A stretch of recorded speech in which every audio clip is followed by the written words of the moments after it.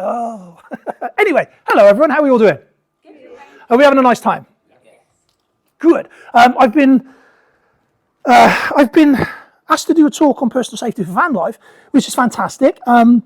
It's such a good organisation of the place, and there's been such a lot of really interesting things going on, so it's really nice to be a part of that. So yes, this is a little chat on personal safety for van life, and there's a couple of reasons why I sort of wanted to do it. But first thing we need to know, whenever we come to something like this, oh, now it works. You just got to watch this for a minute because I made it. Yeah, isn't that lovely? There we are. Okay. So, first thing we need to know is who am I and why should you listen to me? Right? Always important to understand that. So I've got multiple black belts in all kinds of various things, various instructor licenses and things. I run a full-time martial arts academy down on the border of South Wales. Beautiful part of the world, by the way. If you're travelling, head down the Wye Valley. It's stunning. Okay. Qualified trainer in advanced physical intervention, control and restraint, all sorts of things. I've spent many, many years delivering that to all kinds of professionals, military, NHS, security professionals. So it's what I've done for a living for a long time. And obviously I have to be current and up to date with the legalities, with what's allowed, what's not allowed, and whatever the changes are in the law, it's something that I have to be on top of. So I'm also done the sports side of it, so I've got world gold, silver, bronze medals. I've represented England in 3 different fighting disciplines over the years. So I've done quite a bit of that. I've also worked in security for many years and was a bouncer and bodyguard for a long time. So inducted into the Martial Arts Hall of Fame a couple of times as well, just in case I don't sound clever enough already. And author and writer. So I've written a number of books. I also co-wrote a book with the lovely Louise over there. It was Kai Morgan on there. But so I've written a couple of books. Subject matter expert. I've been to court several times on use of force, and I've had to give my opinion on things that have happened. So there's a lot of there's a lot of misconceptions about it. So hopefully we'll just debunk some of those a little bit today. So I've done a lot of online courses as well, and have built a substantial following on TikTok, Facebook, that sort of thing. So if you want to troll me on there, feel free, that's absolutely fine. So for the trolling, head over to the martial arts stuff. If you want to actually be nice and connect, then look at the van stuff, which is the Adventures of Fat Boy, which I've only just started doing. So if you want to hop onto that, then please do. So there we are. There's a little bit about me. And this is the important bit. I'm also an avid vanner. So these are a couple of my older vans. This is the new one. This is called Fat Boy. So work in progress, aren't they always? Louise asked me the other day, when's it going to be finished? Stupid question, really, isn't it? So anyway, that's the current van, which is all very nice. Now, here's the problem. The online space is awash with bad advice. I see so much of it. You only have to go on some of the Facebook forums, you only have to look at some of the comments, and you hear all kinds of incredibly interesting takes on things, right? But it's not as bad as some would make out, and I think that's important to realise. So the rest of the conversation that we have, I really think it's worth highlighting that for the most part, people don't get stabbed, raped and beaten in their beds. For the most part, people have a good night's sleep, wake up the next day and life carries on as normal, right? So, this isn't scaremongering. What I don't want to do is give people a false sense of what the real dangers are. There is dangers, of course there are. We don't live in a world where everybody is lovely, unfortunately, but it is minimal, yeah? So we can take steps to minimize that even further, right? But what we don't want to do is get in a situation where we're just jumping at our own shadows and living in fear of everything, yeah? And so having some ideas of how we can mitigate that is a good way to sort of go about that. So here's one that I saw. I enjoyed this one. Right, there was this great big long debate, and it was, what do I do to stay safe in my van at night? And somebody came up with this gem: sleep with an axe, right?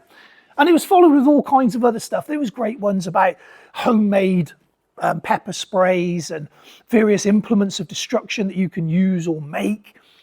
But this is the one that got me for several reasons. Firstly, yes, quite a few people of us, we have axes for chopping wood and all that sort of thing, But has anyone actually ever tried to chop a human? It's a genuine question, right? Well, here's the thing, right, is that most of us, reasonable people, not only have we never tried it, we'd struggle to actually do it if it came to it, because we're nice people.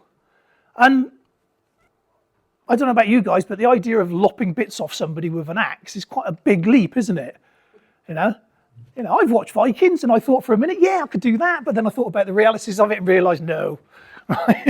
I like my big mattress in my bed. Never mind, never mind being on a ship. So, sleep with an axe just in case. We're going to cover this a bit more as we go along. So rather than just jumping in, we're going to take a look around the law on weapons and self-defense. And then we're going to hopefully get into something that's a bit more useful in being proactive, right? But we need to understand the parameters that we're working in first. And that's the important thing on this. And this is where I found it sort of an interesting thing to come and discuss, because, as I said, there's so many opinions out there and not all of them are valid. I was discussing this with somebody earlier on. The joys of Facebook, the joys of online, the joys of social media means that whether you actually know what you're talking about or not, you can still voice that opinion sometimes to many, many people. And so that's where a lot of these problems sort of come into play, because people believe things that aren't necessarily so. So the first thing in is some basic rules around what is the law and how we can use it. So these slides come from actual presentations that we deliver to professional people that need to know this. So this isn't made up, this is factual, yep. So everyone has the right to protect themselves, right? So we understand that we have the right to protect ourselves. We can, in this country and most other countries, and we are talking about the UK predominantly today, we have the right to protect ourselves. And this includes the use of reasonable force. Now, the term reasonable force is where it starts to get interesting. Okay? But we all understand the premise that we can protect ourselves and others, right? In fact, it's got the word duty in there. So you can sort of read that how you like, but the right and the duty. Now, instinctively and preemptively. So this is where it starts to get a bit confusing sometimes with people. So when we talk about, are you expected to measure niceties? So the answer to that is no. It's what you honestly and instinctively felt was right at the time, okay? And sometimes it's dangerous to actually have that thought process. So if you do in the moment what you think is right, then rule of thumb should be okay. And can striking first be lawful? This is the question. Preemptive striking is a buzzword in martial arts and self-defense world. For any of you that have dipped in and seen a bit of Krav Maga or something, you'll hear this phrase all the time, preemptive striking, right? So can I hit somebody first? Yeah? Yeah? This is a bit interactive, by the way, right? It might even be a bit 3D at places where I come sort of charging out towards you. I had a meeting with some council people a while ago, and I was like very enamored, very, very hyperactive about it, and you could see them like, what? So can we hit somebody first? Yes. Okay. Can we hit them with a fire extinguisher? No. Okay. Can I knock them to the floor and then stamp on their unmentionables? What about running them over in the van? Can I do that? What, not even a little bit? I'm not on about reversing back as well. I'm just like, just going forwards. Okay, so we can't run over somebody. No? Hands up if you think we can. Hands up if you think we can't. Okay, all right. So here's the thing, right? It has to fall into these parameters. So it has to be necessary, proportionate, or reasonable. So those are the things that we weigh it up against, right? So in a court of law, this is how they will decide whether something was allowed or not. So the short answer is absolutely yes. If I run somebody over in a van, as long as I can justify it and it was shown to be necessary, proportionate, and reasonable, I absolutely can run them over in the van. I can hit them with a fire extinguisher. I could even drop a piano out of a window at them, if I so feel inclined. You can do whatever falls under those remits, right? What you can't do is do it without good reason, right? So was it necessary? Okay? And so understanding how and what this means is where we're at now. So could we have left the situation? Could we have just said, hey, don't want to be a part of this, and just gone somewhere else, right? Or were we stuck? Did we have no other choice, right? Was it proportionate? Okay, so if somebody gives you a little poke, is it proportionate to punch them? Yeah. Was it reasonable? Minimum force. Okay. Minimum force is a funny one because it's always one of those where how do you actually know? So if I've got to hit somebody, how hard do I hit them? How hard is enough? What's the right level of force? How do I know? Okay. But reasonable level of force, right? Now, so here's a question for you guys. Okay. So if you picture the scene, there's a lone woman walking down the road, it's 3 o'clock, and a guy just appears out of nowhere, puts her hand on her shoulder, she turns around, knocks him to the ground, and then stamps on his unmentionables.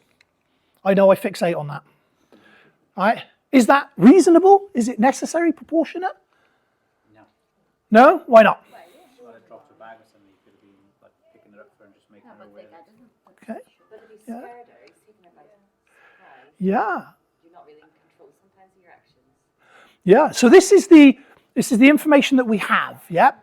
So with the information that we have, do we think it's necessary, proportionate, or reasonable? Spun round, knocked the guy down, stamped.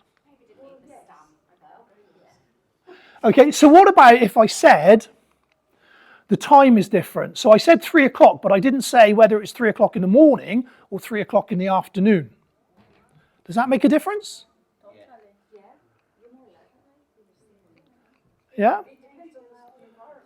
Exactly right. It depends on the environment. Yeah, it depends on where you are. It depends on all kinds of things. But if you take it as a rule of thumb, so if you think about 3 o'clock in the afternoon, if it's on a street in a town, there's a good chance there'll be traffic, there'll be people, shops will be open, there'll be other things going on, right? And so in that case, you could say the woman being startled and knocking the bloke over might be reasonable. However, the stamp might seem a bit much. However, if you say it's 3 o'clock in the morning, it's desolate, it's dark, there's no other traffic about, no shops are open, right? There's very little light, she's a long way from anywhere. And so then she says, well, actually, I knocked him down and I stamped on his unmentionables so that I could get some time to run away. Is that now reasonable? Yeah?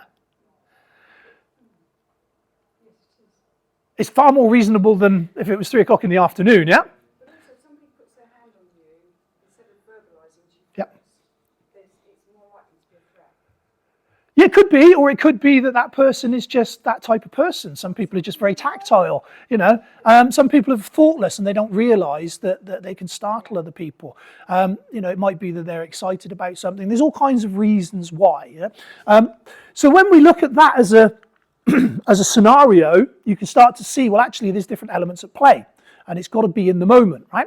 So if I said to you a different variation, and I said to you, there's a woman and a man having having an argument, it gets very heated, and the man grabs the woman around the throat. She reaches behind her, and there happens to be a pair of scissors on the side. So she picks up these scissors and she stabs him. Is that reasonable? Yes. Why? Self-defense. He's got a throat, he could be attempting to kill her. Okay. All right. So if we now flip it and we say, same argument, same couple, but this time the much smaller woman grabs the bloke round the throat. He reaches behind, grabs a pair of scissors and stabs her. Is that reasonable? Why not? You bunch of sexist people, you. It could be, yes. Yeah.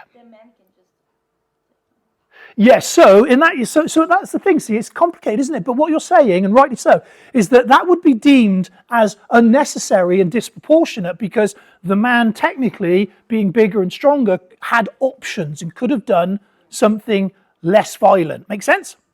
Yep. So these are just a couple of examples of how to look at this. So when we talk about retaliation, when we look about defending ourselves, when we think about how we're going to protect ourselves, when we have those daydreams about the nice bad guy attacking us and doing the right thing and us being the hero in our story, when we think about all of those things, you know, this is what we need to weigh it up against. So when we go back to sleeping with the axe, If somebody knocks on your van at 2 o'clock at night in the morning and says, do you know what, you're on my land, would you mind moving? Does hacking them to pieces with an axe really fall into this? No? Just checking, because if somebody was like, yeah, it does, right? Okay, so necessary, proportionate, net reasonable. As long as we understand that, and we can weigh up whatever it is we do, right? So then we get into dynamic risk assessments and all that kind of thing. That's a different animal. But those are the main words that we need to understand, right? Now, the doctrine of necessity. And this is worth knowing because what it basically says is a well-established common law principle: we may breach a person's civil rights by physically intervening if your reason for taking the action was to prevent a greater wrong from happening and no more was done than can be deemed as reasonable. So what that means basically is if you break up a fight, if you physically intervene with something to save somebody else, if somebody's doing something that they shouldn't and you use physicality to stop that, as long as it falls into these three things, again, the law says that you can, right? So these are some of the common misconceptions. You know, have you heard these people say, you can't put your hands on me, you can't touch me, you can't do this, that, and the other. As long as it falls into the law, you can, absolutely you can. Yeah, but it's knowing what that law is, right? So, reasonable, proportionate, and necessary. That's the thing to keep in your head. Now, when we look at offensive weapons, and again, this is really important for people because I've heard so much rubbish around this on the forums. Okay, so it's illegal to carry a weapon in a public place. Okay, carrying a weapon in case someone else attacks you is also illegal. That's an important one. Offensive weapons are classed as any article made or adapted for use to cause injury to another person. So again, this is where it's interesting to understand because when we say offensive weapons, a lot of people think, well, a knife or a gun or a knuckle duster in that case, right?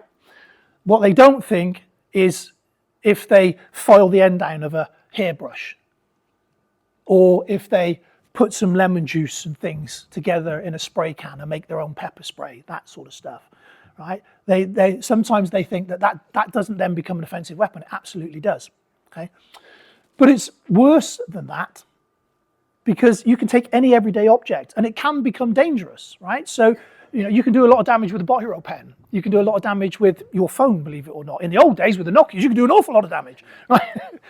But the point is, anything technically could become a weapon. But the moment you use it as such, it falls under these legal parameters.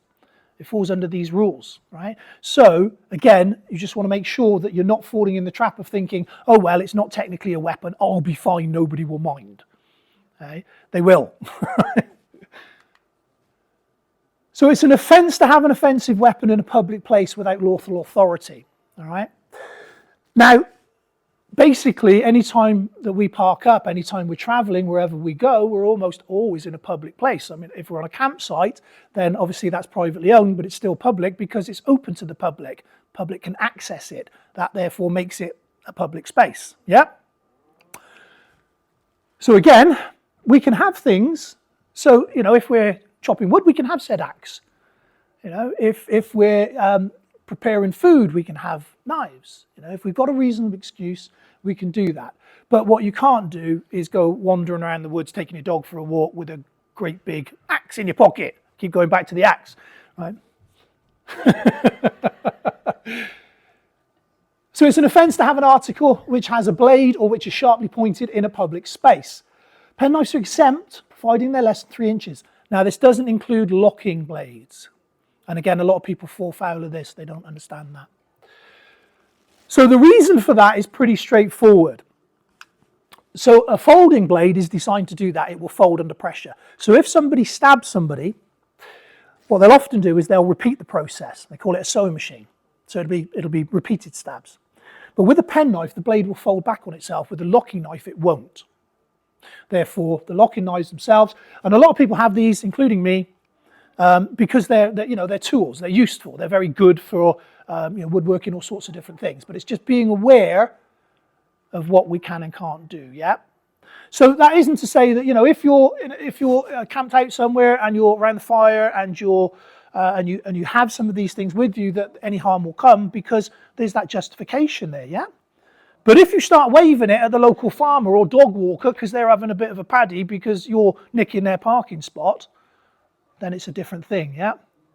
And so that's really what we're talking about here, because let's be honest, most of the confrontation that you find isn't high level. It isn't somebody trying to rape or murder you.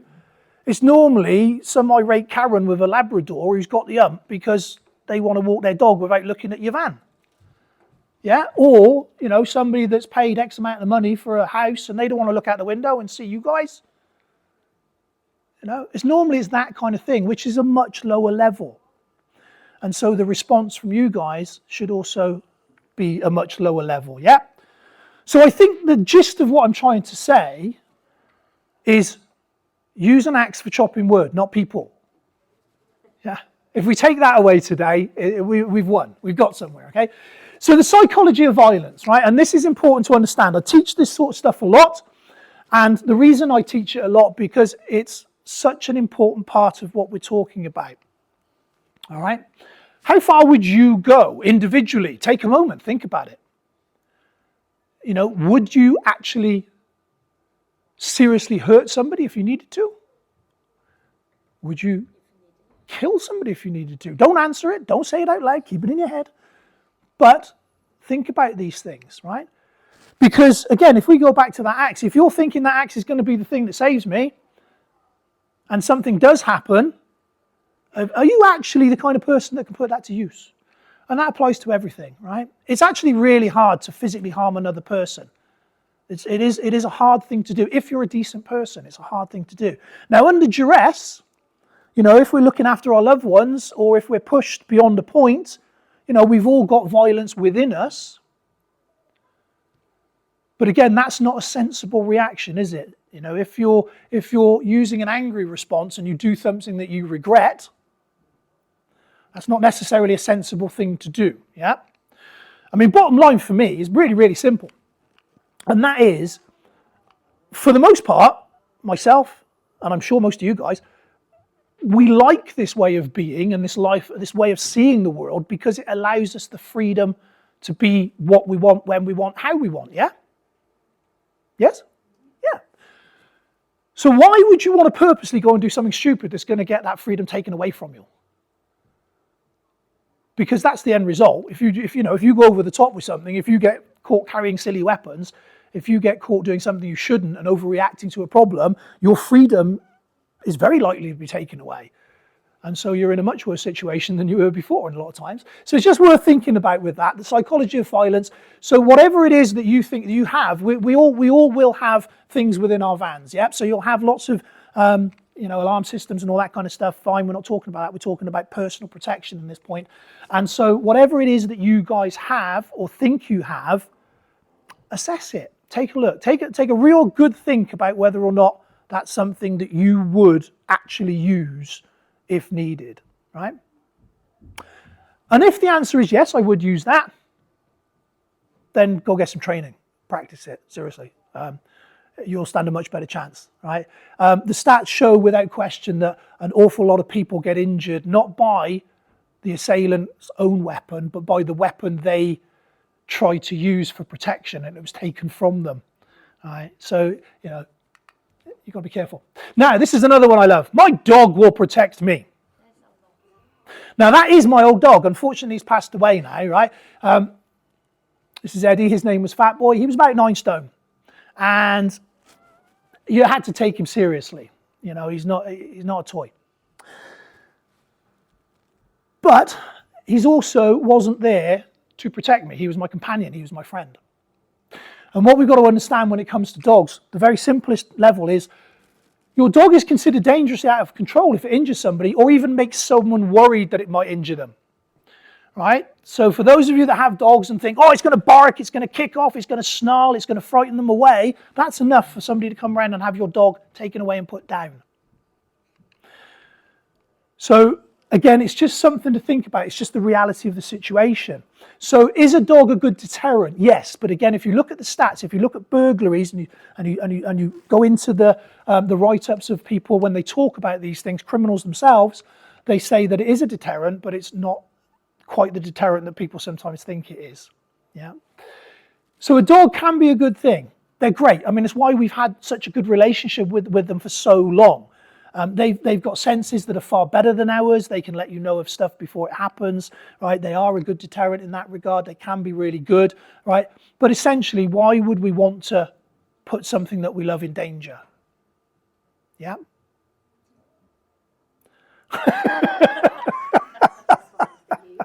So what I'm basically saying with that is, again, try not to think about that in the situation that your first line of defense is to put your best friend in danger. That's basically all I'm saying, right? It's not that it won't protect you. But again, if you look at the stats actually show that the vast majority of untrained dogs, even though you think they will, they won't.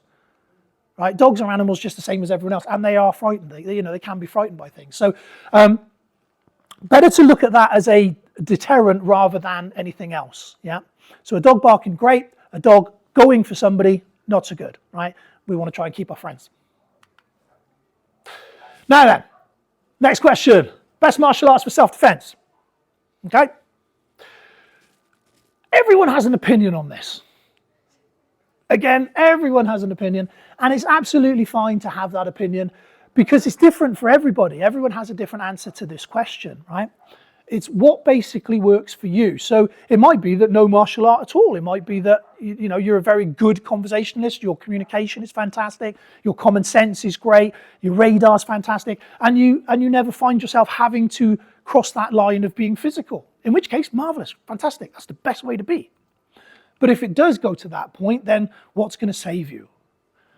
And so you'll hear the Krav Maga group, for those of you that know anything about martial arts, it's very fractioned. There are all these different groups, and they all claim to be the very best over everyone else. Yeah, we're brilliant, they're rubbish, don't listen to them.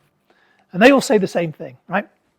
Now, when you look at Krav Maga, where it came from originally, it was designed to be abrupt, fast, in your face.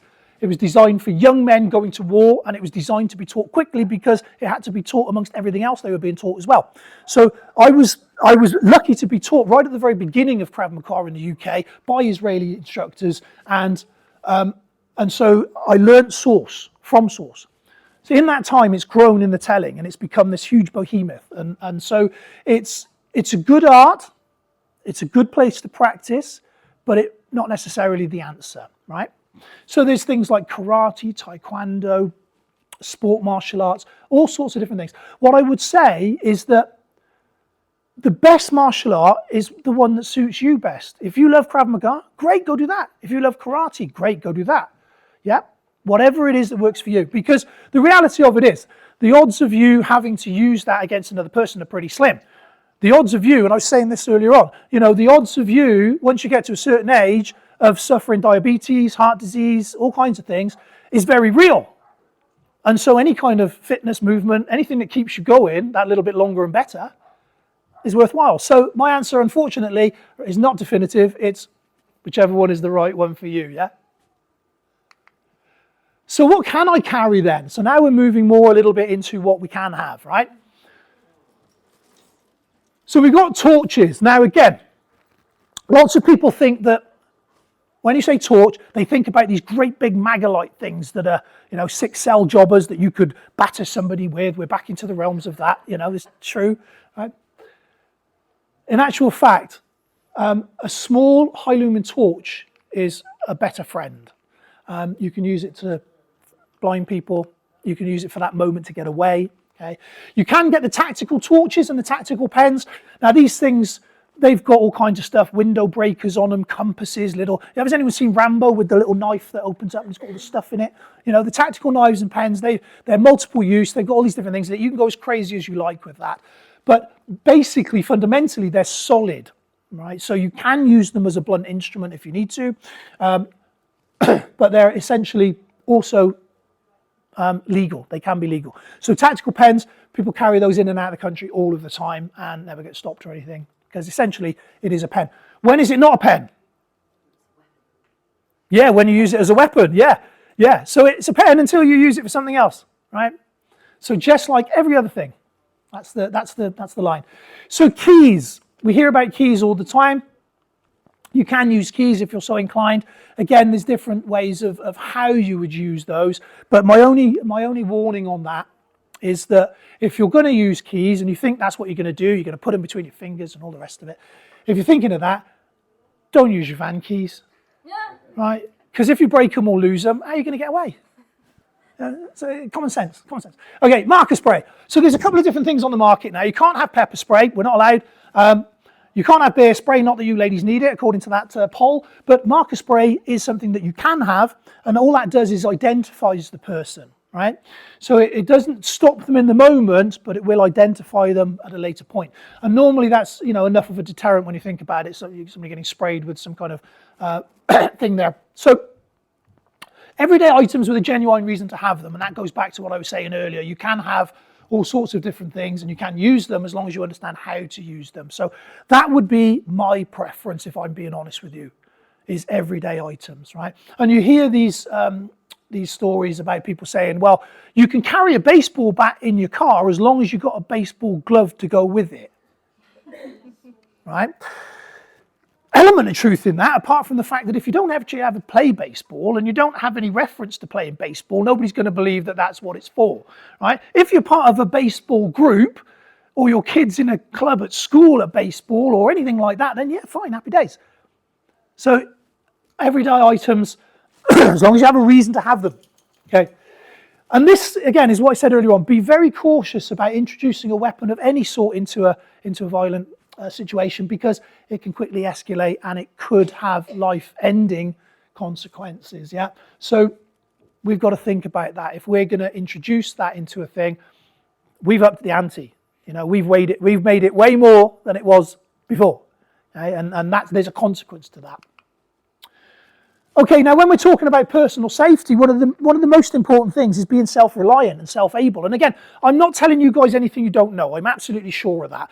What I am doing, hopefully, is just refreshing the memory just a little bit in regards to this sort of next portion of what we're talking about. So when we look at safety kit lists, there's some obvious ones, yeah? So you've got your GPS finders, that kind of stuff if you're out on your own.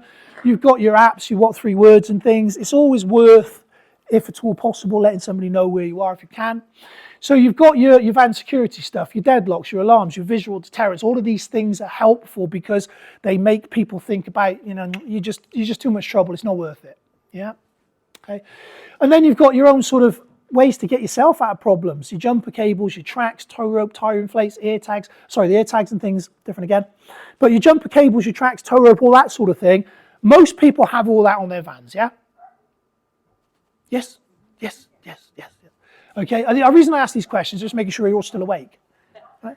Yeah, most people have these things on these vans, and they don't necessarily think about them as a personal safety item, yeah? When in actual fact, I would argue that they are, because the ability to get yourself out of a sticky situation is what we're talking about, isn't it? So, ear tags and trackers. I mean, ear tags are a bit hit and miss with regards to the way that they work, but certainly doesn't hurt to have them, and it certainly doesn't hurt to have them in kit bags and things as well if you're going marching off for a long time, right? So they can be helpful. A good old-fashioned rape alarm and an old-school whistle, again, can be helpful. So the rape alarms, I ask this a lot when I'm doing actual workshops with women's groups and things like that. How many people have a rape alarm, I'll say? Yeah, and quite a lot of women will be like, I'll go, right, where is it? And they'll go, just a minute. And they'll open up their bag and they'll be like Mary Poppins, right? And pulling out hat stands and God knows what else. And somewhere at the bottom of it, with the used toffee and a bit of change, there's a rape alarm, right? But it's not to hand and it's not easily got to. And so if you're going to have something like that, make sure it's to hand. Yeah, make sure you have it in a place where you can access it and put it to work, right? And again, old school whistle, right? We were talking about this earlier on about kayaking. The rules say you've got to have a whistle with you, right? So it's attached to your life jacket. Boom, there you are. You've got a whistle. So if you need help, boop, boop. The same can apply when you're out and about, right? But you can have an old school whistle. You could have a top of the range air horn. I don't really care. It makes a noise, draws attention, makes people think twice, yeah? Air horn especially. You let one of those bad boys go. But the point is, it's getting a place where it's making noise and it's deterring people. Yeah. All right, so moving on. 30 tips. So a lot of these, again, I think you'll know. Some of them, I hope, will maybe be a bit new, so you'll give you something to think about. But it's straightforward. Again, there's nothing magical about this. There is no magic pill, right? So we'll go through them one by one. Okay.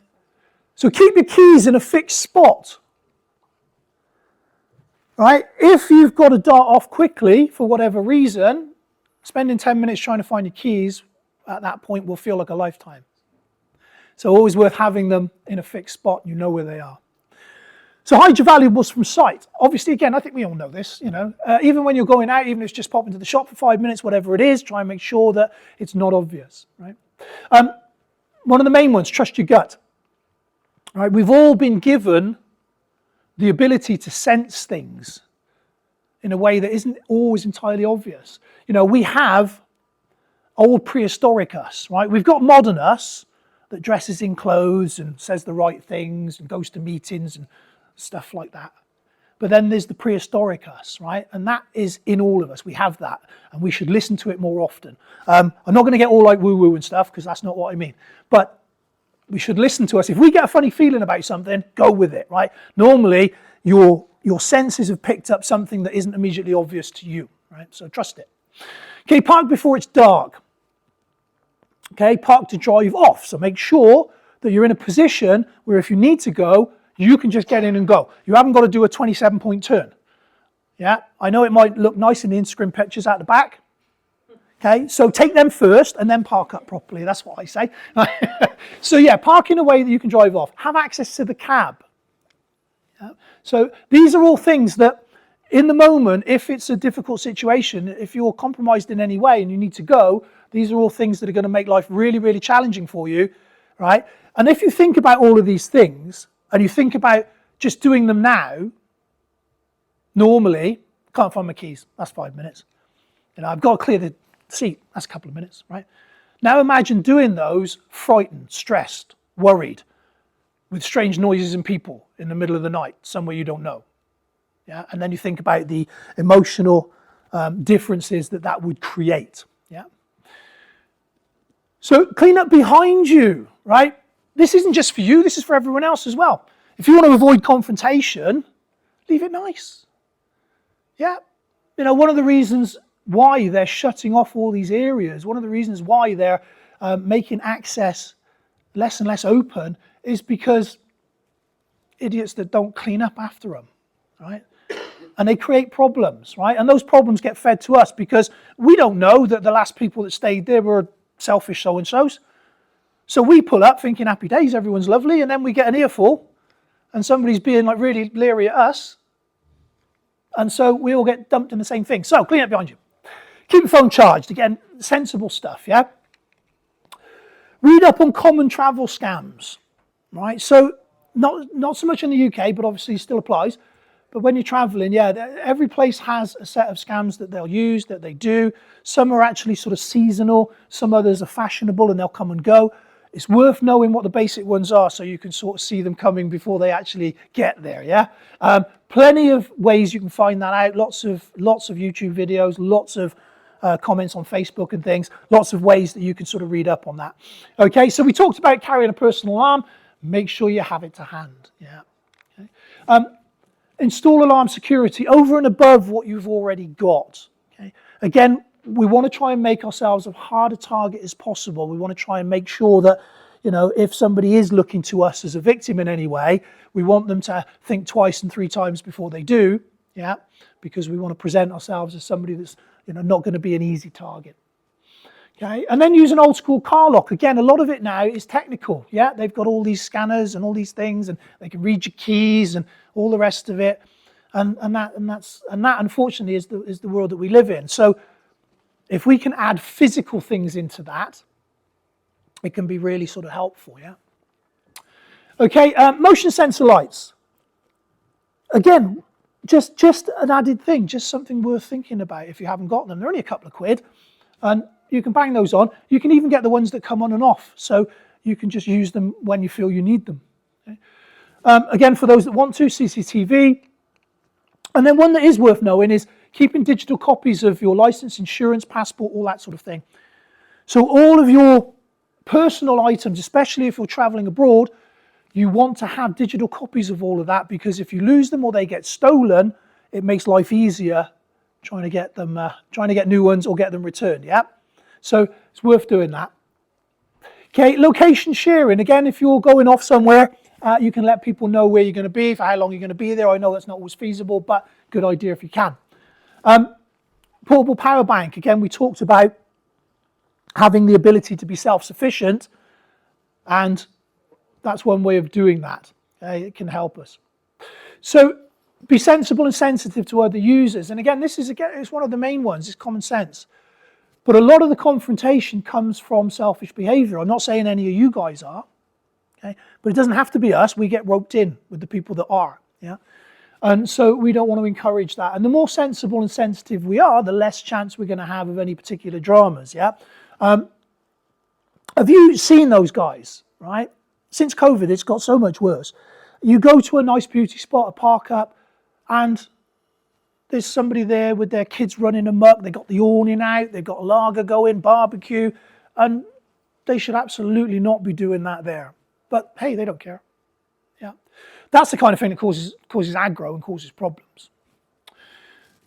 So try to have a backup park up, right? Always a good idea to have one more than one idea, because when you get there, again, if your gut instinct is saying doesn't feel right, then you've got another option to take on. Yeah, and also if you do have to move quickly in the night, you've already got a place to go to.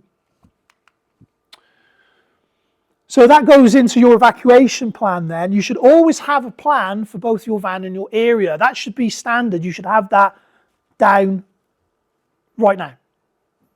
Okay, if you need to get up and go, have you got a plan to do so?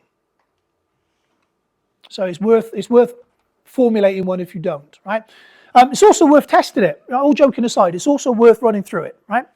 So how long does it take you? Seriously, when you think about it, right? So if you're there and you've got to go, how long does it take you to find your keys, move all the stuff off the seat, 27-point turn to get away from the Instagram photo, and then drive off? Yeah, so test it. Don't draw attention when parked. Again, we talked about having horns out, all that sort of thing. Don't share real-time location on your socials. Yeah, so again, if you're a lone person, if you're out by yourself, it makes absolutely no sense to tell the internet where you are at any given point. So have a lag, have a delay, right? Make sure there's a time difference between what goes up live and where you actually are in that moment, okay? And then the next thing, oh, sorry, we'll come back onto that in a minute. So spare warm clothing, right? Same thing. Okay, learn to drive your vehicle. Do we all know how to drive our vehicle? Yeah, it's a genuine question, right? Because I know, you're like, well, of course I do. I drove it here. But do you know how to drive it? So what I mean by that is, could you tell me the size dimensions of your vehicle right now, right? Could you tell me what weight that vehicle is? Could you tell me how far you can push it into a corner? Can you tell me what kind of gap it will get through and at what speed, right? I'm asking you these questions genuinely because when we think about it, most of us, we drive in a set way, right? We drive within the parameters of the law and we drive in a normal manner, and that's how we go about life, right? So years ago during my training, I was taught offensive driving, I was taught defensive driving, I was taught how to take a vehicle to the edge of what it's capable of doing and to weaponize it, right? And these are all skills that are way in my past, and if you ask me now, I probably wouldn't be anywhere near as good as I used to be, but the point remains, if I've got to move that van in a hurry and people are chasing me, do I know what it's capable of doing? Have I ever really tried? How comfortable am I with it? And also, if you have a partner, a wife, what have you, and you have an accident in the woods, can they drive it? If you can't drive for whatever reason, can they drive it? Can they get you to safety, right? It's all well and good knowing first aid, but if you're the one that's bleeding and your mates don't know first aid, then you're a bit stuffed. So, where are we? Yes, consider your use of social media handles on vans, right? So again, more and more people are doing that. And you look around the vans now and you'll quite often see they've got their handles on there, yeah? If you're a lone woman, traveller, and you've got your Instagram up on the side of your van, and I'm that way inclined, I'm going to go, oh yeah, single woman. Yeah, instantly you've told the world. So I'm not saying don't, I'm just saying it's something to consider, because wherever you park that van, you are sending out a very clear signal that you are a lone traveller if that's what your socials show. Yeah. So just bear that in mind. Try to always have a fuel minimum. Again, it makes sense. Again, fake signs of men, dogs, others. We can do all of those things. We can we can make it look like we've got other people with us, or we've got dogs with us, or some people will use military signs and things. Other people will put martial arts club signs, stickers on and stuff. You can do all these things to make it look as if there's more of you than there are, or you're more capable than you are. So poor decisions and be aware enough to know them.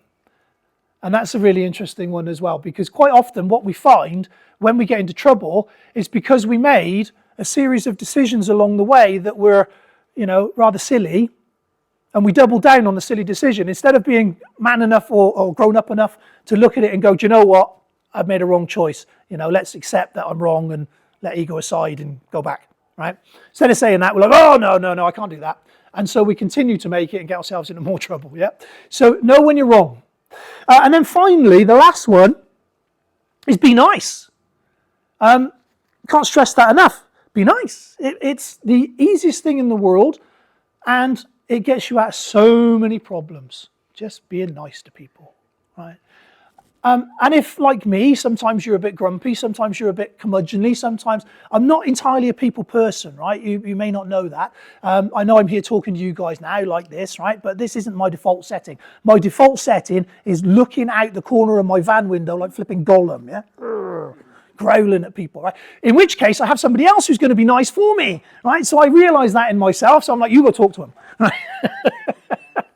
Okay, so basically be nice. It's a real straightforward thing.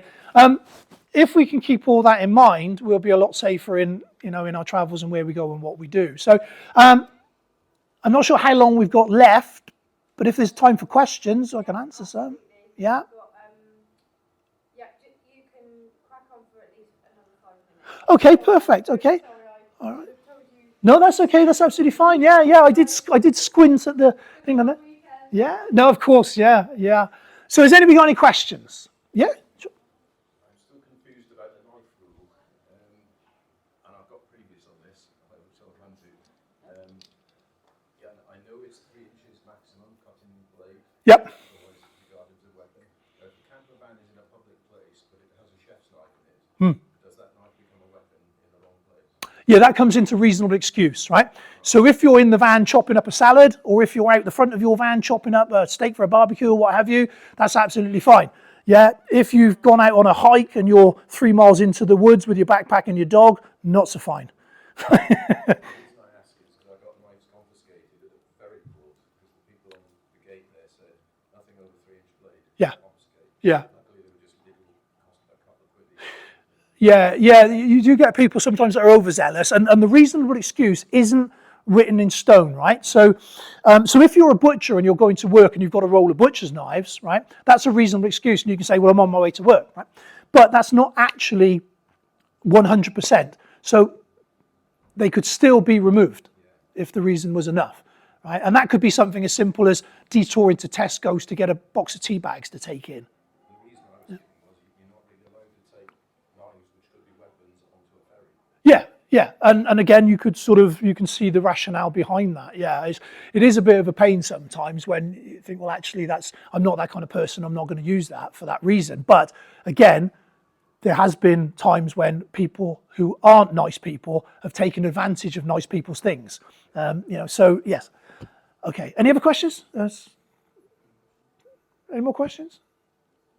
Actually, like I've been building my van, and usually I build it like out of nowhere.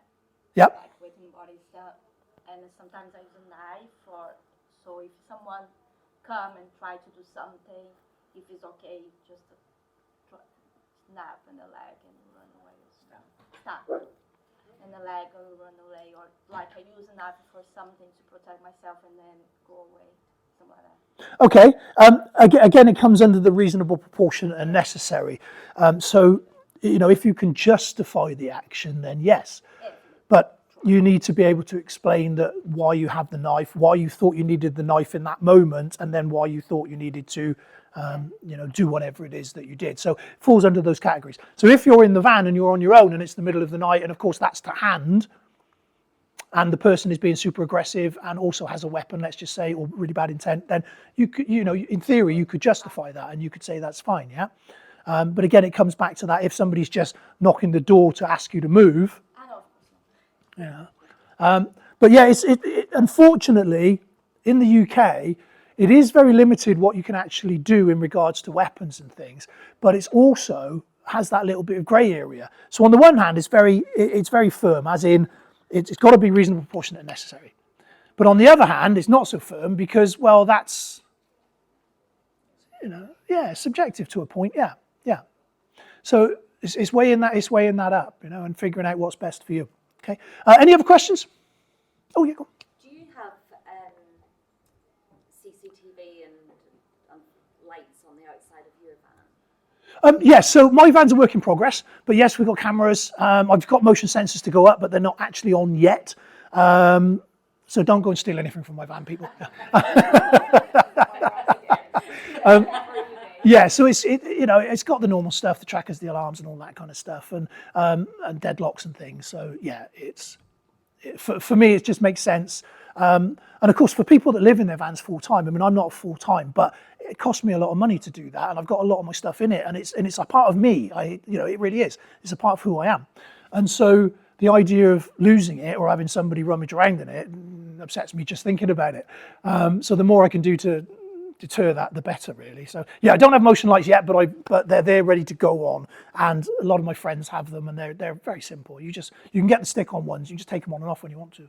Yeah. And then, has anyone got enough? We've got time for one more question. Okay. Is there another question before we wrap up? Oh yeah, go on. Sorry. Sorry for sending you to the wrong venue.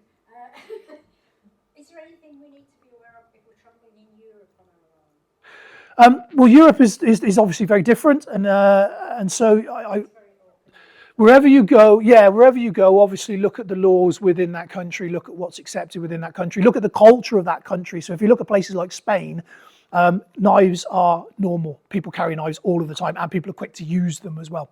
So yeah, look at where you go in, look at that culture. Yeah. So I think now we're out of time. Yeah. Okay, guys. Well, thank you very much for coming along. I hope you enjoyed it.